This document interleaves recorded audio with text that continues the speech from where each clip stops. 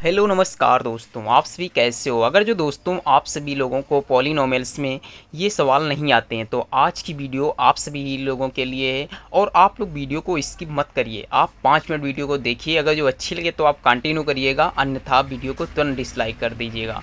तो चलिए आपको हम बताते हैं कि ये सवाल कैसे लगते हैं। वो भी बहुत ही सरल तरीके से समझाने की कोशिश किया हूँ और मुझे अपने आप पर पूरा विश्वास है कि मैं ये सवाल आपको अच्छे तरीके से समझा पाऊँगा। तो ये सवाल हल करने से पहले मैं इससे पहले कुछ आपको टर्म बताता हूँ, वो आप लोग ध्यान से सीखिएगा। चलिए आपको बताता हूँ इनर बैक पेपर पर।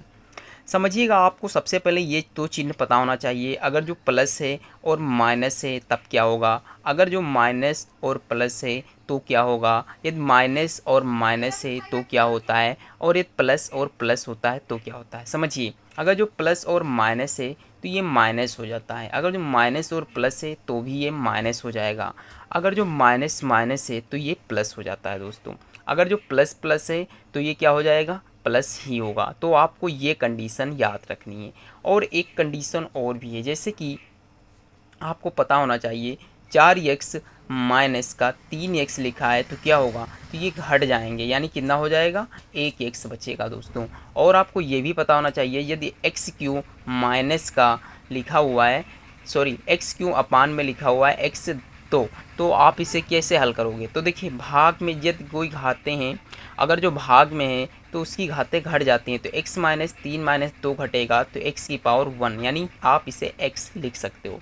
तो आपको ये भी बेसिक जानकारी होनी चाहिए। आपको और क्या पता होना चाहिए, समझिए, जैसे कि आपको ये भी पता होना चाहिए अगर जो 4x लिखा है अपान में केवल x लिखा है तो इसे क्या हल करोगे। तो इसे हल करोगे, समझिए 4x लिखा हुआ है, अंदर कितना x लिखा हुआ है, 4x में से एक x जाएगा, कितना बचेगा, 3x बचेगा। ये भी आपको पता होना चाहिए, कंटिन्यूस है दोस्तों ये सभी। आपको ये भी पता होना चाहिए कि जैसे कि आपको मान लीजिए आपको और कौन से बेसिक टर्म इसमें आते हैं। हाँ, सबसे पहले तो ये भी पता होना चाहिए कि एक्स स्क्वायर माइनस का ए, इसे समझिएगा ए प्लस बी एक्स प्लस का सी, ये आपको पता होना चाहिए कि यही समीकरण का सूत्र होता है दोस्तों। तो आपको मैंने ये बेसिक टर्म समझाए हैं। ये टर्म्स अगर जो आपको आते हैं तो ये सवाल आप चुटकियों में हल करोगे। चलिए, वीडियो ज़्यादा लेंदी करने की कोई ज़रूरत नहीं है, सिर्फ आपको समझ में आना चाहिए, मेरा ये मकसद था। समझिए, अब देखिएगा ये सवाल कैसे हल करेंगे। बहुत ही अच्छा सवाल है और बहुत ही आप सरल तरीके से समझोगे। इससे पहले आपको एक और चीज़ बताते हैं, जैसे कि यदि मैंने लिख दिया माइनस का 7 और प्लस का 3, तो इसे आप क्या हल करोगे। तो समझिएगा, ये लिखा है माइनस का 7, ये लिखा है प्लस का 3, तो 7 में से 3 जाएगा, कितना बचेगा, 4। ये माइनस का बचेगा या प्लस का, तो ये ध्यान रखिएगा, संख्या यहाँ पे बड़ी है तो ये चिन्ह इधर का बड़ा हो जाएगा। आपको ये भी पता होना चाहिए यदि यही 7 माइनस का 3 लिखा होता तो केवल 4 आता। ये आप लोग कंटिन्यू याद रखिएगा।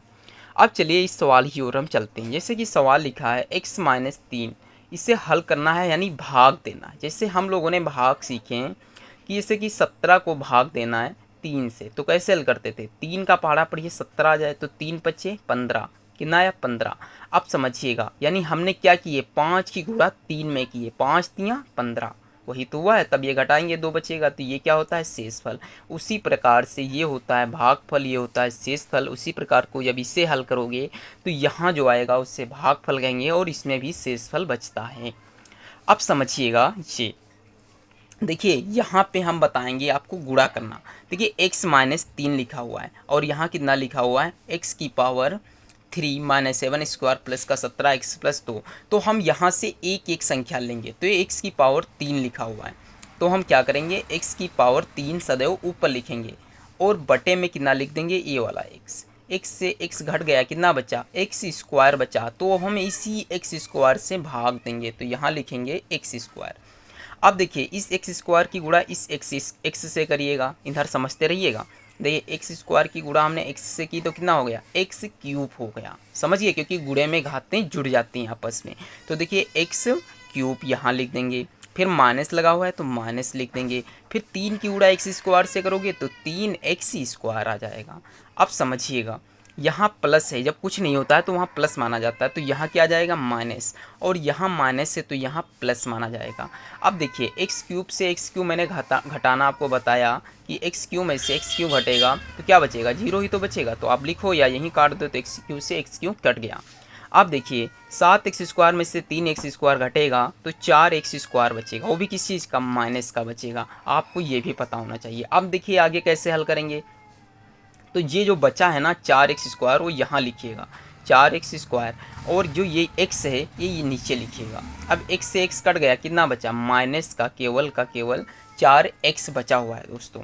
तो देखिए हम यहाँ लिखेंगे माइनस का 4x, कितना लिखेंगे, माइनस का 4x। अब इसकी गुणा करेंगे तो 4x की गुणा x से होगी, कितनी हो जाएगी, माइनस का 4x²।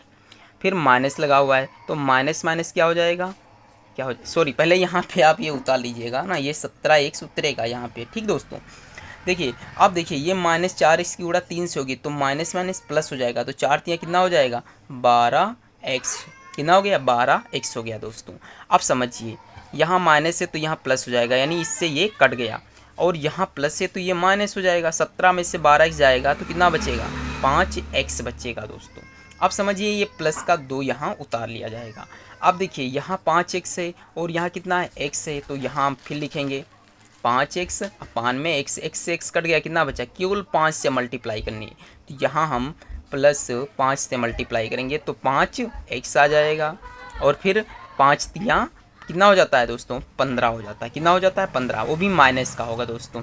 देखिए 5 से 5, अब यहाँ माइनस आएगा, यहाँ प्लस आएगा, इससे घट गया। देखिए दोस्तों इस वाले चिन्ह से हमें कोई मतलब नहीं होता, हमें इस वाले चिन्ह से और इस वाले चिन्ह से मतलब होता है।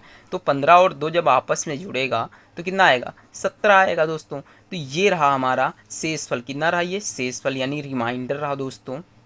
और जो ये है ये रहा हमारा भागफल, कितना रहा, भागफल।